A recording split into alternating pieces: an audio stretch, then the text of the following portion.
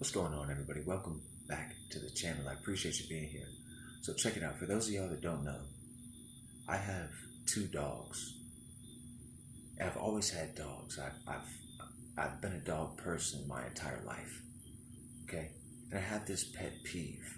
No pun intended. I have this pet peeve. I hate when a dog begs for food. At some point in my life, this idea that I had that a dog shouldn't beg for food started to cause me a lot more trouble than needed, right? Like I spent like every mealtime with the two dogs that I currently have, every mealtime fighting them off, trying to stop them from begging for food, which is an extremely hard habit to break from a dog sometimes. Okay, my dog is like 7 years old and she still will beg for food sometimes.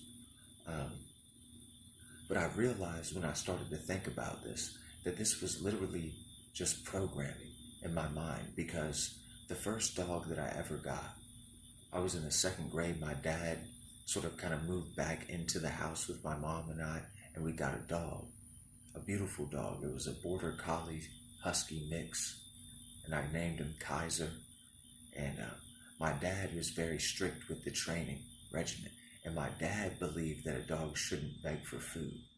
Okay, so I just sort of always had this thorn in my mind that told me that a dog shouldn't beg for food. But when I started to really think about this problem that I was having with all of my dogs begging for food, I realized that it's completely natural for the dog to beg for food. It's actually almost impossible for the dog to fight that desire, because this is actually how we domesticated wolves and turned them into dogs, was by feeding them, right? Like you could imagine, we had people that were sharing a common territory with the wolf pack, right?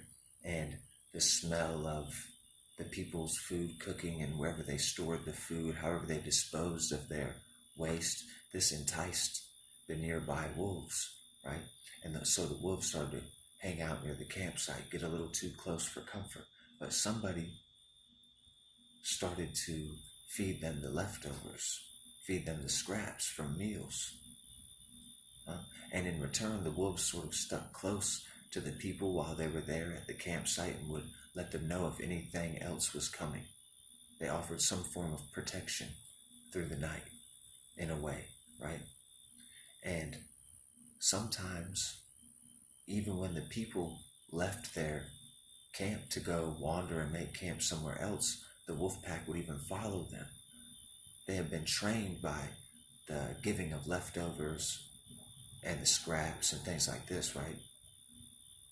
And when we get into like how small dogs exist, they continually, it's called selective breeding. So you would breed the runts of the litter together, or if you wanted white dogs, you breed all of the white ones together, kind of this idea. And we start to get different breeds. And then as human beings advanced, we begin to eat different food items, like all of our artificial food, and we're giving that to the dogs. We say the dogs can't eat this, right? Because did you know before we had dog food like kibble and stuff like this, dogs were just fed mainly leftovers, okay? Straight off the kitchen table sort of deal, right? But we've discovered that a dog can't really live off of the leftovers that we eat nowadays. The dog won't be healthy. The dog needs something else. But before all of the artificial food and stuff, the dog would have been just fine eating your leftovers. And I can almost guarantee you that like the first people to make dog food like kibble were simply collecting everyone's leftover, was simply collecting everyone's trash and turning it into dog food. You know what I mean? But it's crazy that dogs used to be able to eat our leftovers, and nowadays they've created an entire industry off of creating dog food, like kibble dog food. Like they even have small factory farming operations just to make dog food nowadays. That's crazy. You know what I mean? We waste so much time and energy into dog food. But that's not even really what I wanted to talk to you about.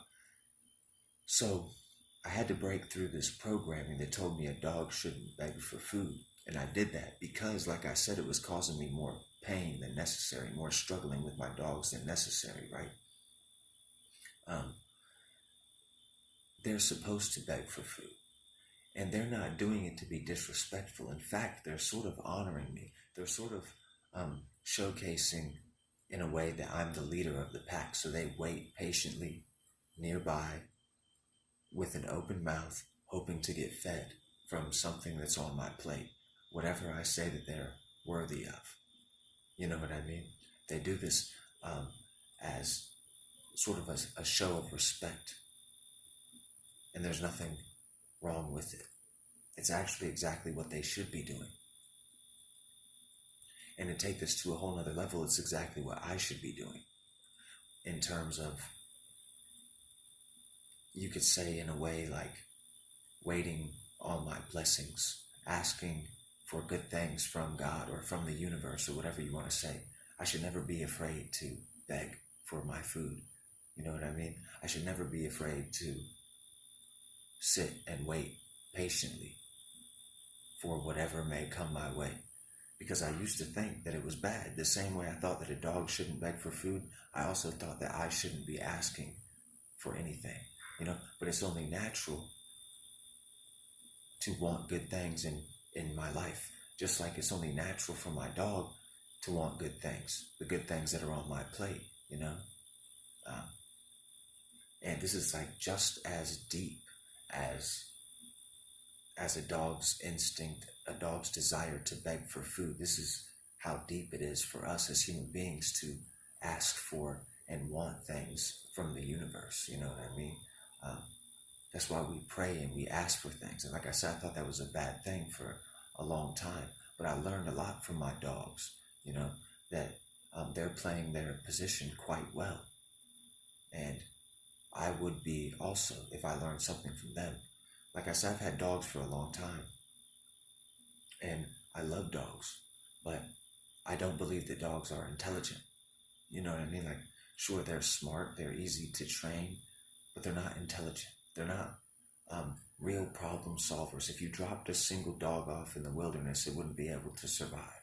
Most of the average dog, especially these little Pekingese and Yorkshire Terriers and Corgis and things like this, they wouldn't be able to fend for themselves. They wouldn't be able to defend themselves, and they wouldn't be able to find an adequate food source. More than likely, a domesticated dog would just die. In a pack, they might get lucky and secure a kill here and there, but eventually it would still fall apart. They've been taken so far out of nature that it wouldn't be possible for them to survive, and a lot of us are the same way. If you were dropped off in the middle of the wilderness somewhere, you wouldn't make it. You might as well be like a newborn baby. That's how most people would be like if, for some reason, the electricity ever went down. You know what I mean? People wouldn't know how to start a fire, how to get food. You know what I mean? Most people don't even get out of their house. They wouldn't even know how to talk to people. You know what I mean? But anyway, yeah, the idea is that there's nothing wrong with wanting good things for yourself in your life. There's nothing wrong with asking for those things and doing whatever you feel is necessary to get those things. And if those things don't make you happy, that's fine. At least you learned something from that journey. You know what I mean? But anyway, until next time, I hope you continue to free your mind.